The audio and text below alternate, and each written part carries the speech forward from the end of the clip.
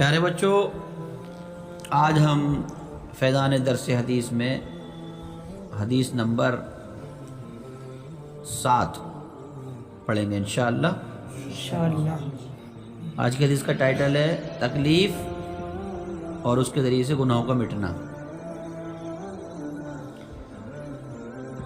پہلے حدیث کے جو الفاظ ہیں ان کا لفظی ترجمہ کریں گے انشاءاللہ، پھر اس کے بعد با محاورہ ترجمہ کریں گے اور مختصر سی وضاحت۔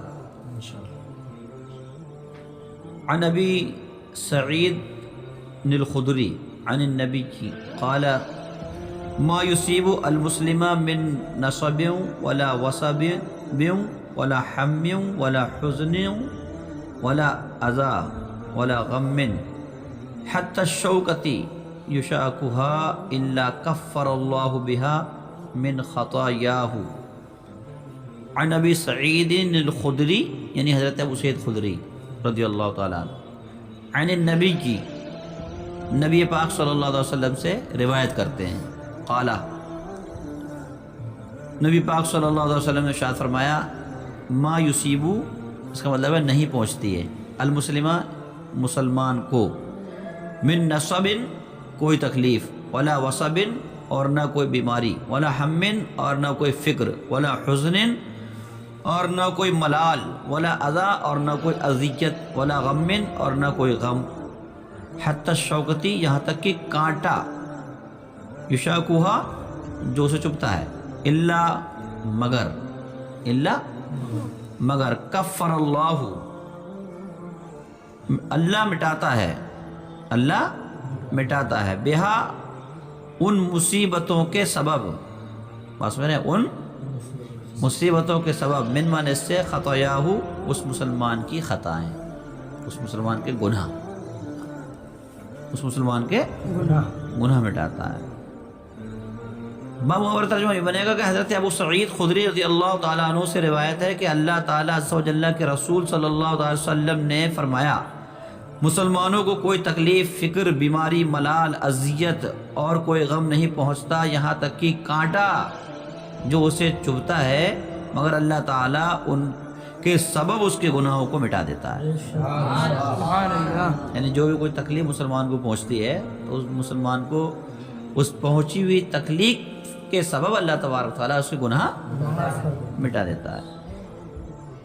فرماتے ہیں علماء کرام کہ اس حدیث میں مسلمانوں کے لیے عظیم بشارت ہے کہ صبر کرنے والے کے لیے تھوڑی سی تکلیف بھی اس کے گناہوں کا کفارہ ہے۔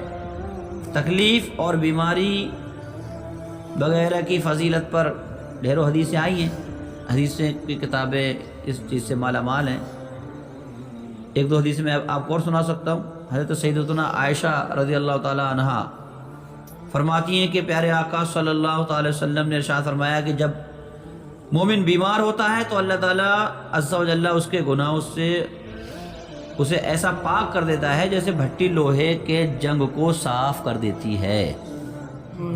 اور ایک حدیث سے ملتا ہے کہ نبی رحمت شفیع امت صلی اللہ علیہ وسلم نے ارشاد فرمایا کہ مریض کے گناہ اس طرح جھڑتے ہیں جیسے درخت سے پتے جھڑتے ہیں۔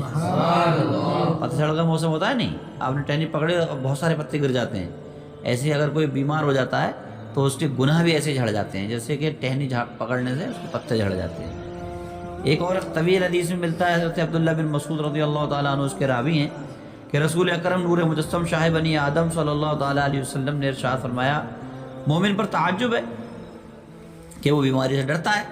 مومن پر کیا ہے؟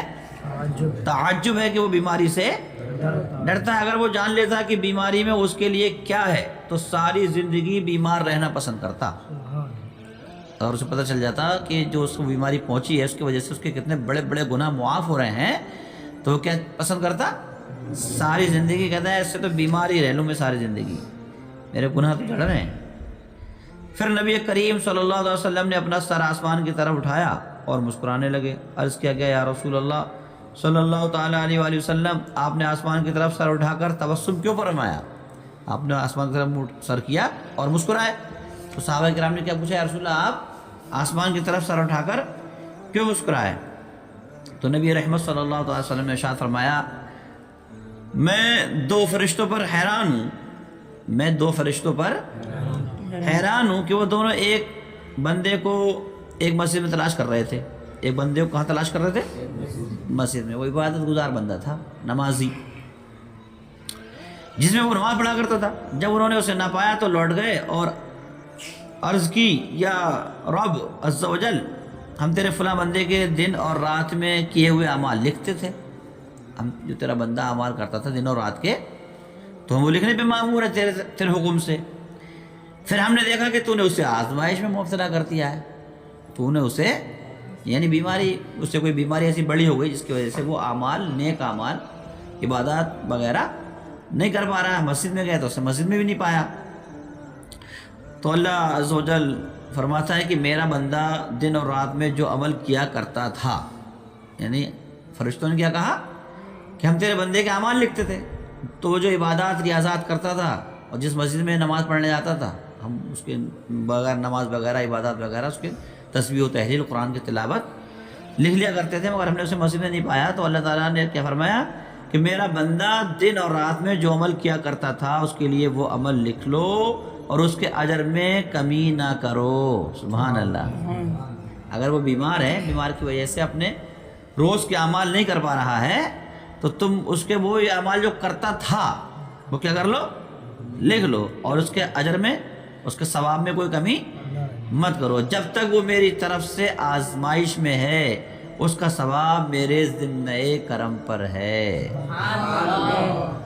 سمجھ رہے ہیں آپ؟ اور فرمایا جو اعمال وہ کیا کرتا تھا اس کے لیے ان کا ثواب بھی ہے.